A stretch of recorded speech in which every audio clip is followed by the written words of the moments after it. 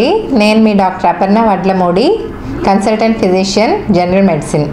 So ఇవాళ health day సందర్భంగా నేను మీతో మాట్లాడదలుచుకున్నాను. సో ఈ హెల్త్ డే థీమ్ ఏంటంటే healthy beginnings hopeful futures.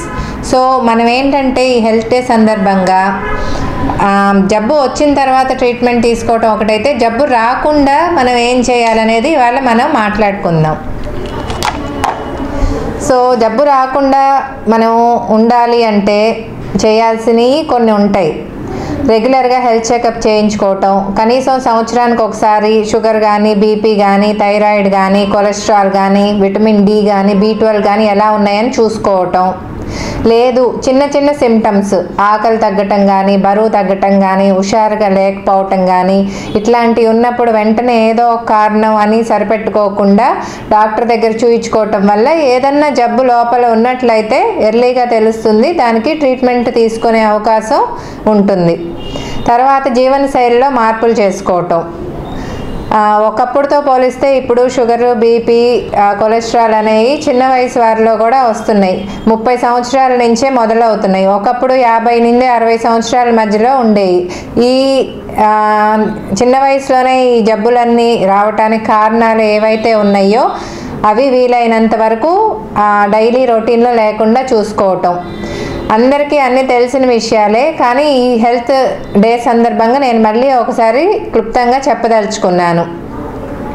Daily మనం తినే ఆహారంలో పోషకాహారం ఉండటం, కార్బోహైడ్రేట్స్, ప్రోటీన్, ఫ్యాట్ అన్నీ ఉండేటట్టు, అన్నీ తగిన మోతాదులో ఉండేటట్టు చూసుకోవటం. డ్రై ఫ్రూట్స్ తీసుకోవటం రెగ్యులర్గా. తర్వాత రెగ్యులర్ ఎక్సర్సైజ్ అనేది చాలా ఇంపార్టెంట్ అండి.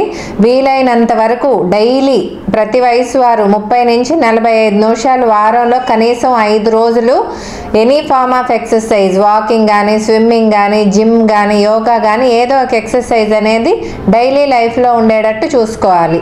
తర్వాత అన్నిటికన్నా ముఖ్యమైనది, ఇప్పుడు యువత నుండి పెద్ద వయసు వారి వరకు కేర్ తీసుకుంది ఏంటంటే నిద్ర.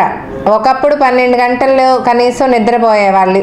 ఇప్పుడు ఏంటంటే సెల్ ఫోన్ కారణంగా అయితేనేమి, నైట్ జాబ్స్ కారణంగా అయితేనేమి నిద్ర అనేది తగ్గిపోతుంది. ఈ నిద్రలేమి చాలా ప్రమాదకరమైంది.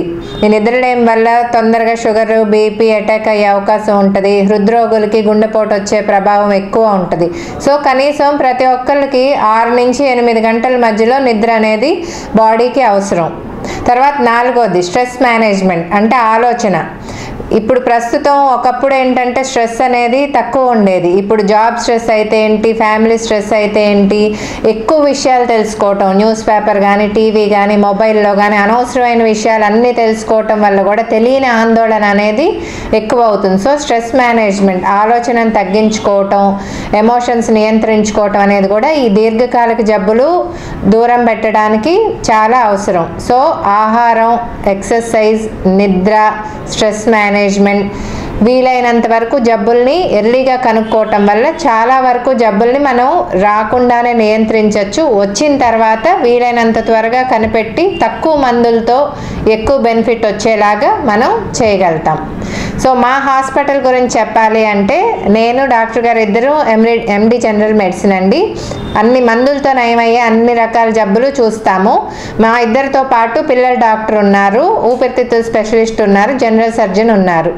మీకు కావాల్సిన అన్ని రకాల సదుపాయాలు లైక్ జబ్బుల్ని రాకుండా ప్రివెంట్ చేసేదానికి హెల్త్ ప్యాకేజెస్ కానీ, పిల్లల్లో వ్యాక్సిన్స్ కానీ, పెద్దవారిలో రెగ్యులర్గా ప్రతి సీజన్లో నిమ్ము వచ్చే పేషెంట్స్కి కానీ, లేదంటే షుగరు, బీపీ, హృద్రోగం ఉన్న వాళ్ళకి కానీ కావాల్సిన అన్ని వ్యాక్సిన్స్ మా హాస్పిటల్లో అందుబాటులో ఉన్నాయి.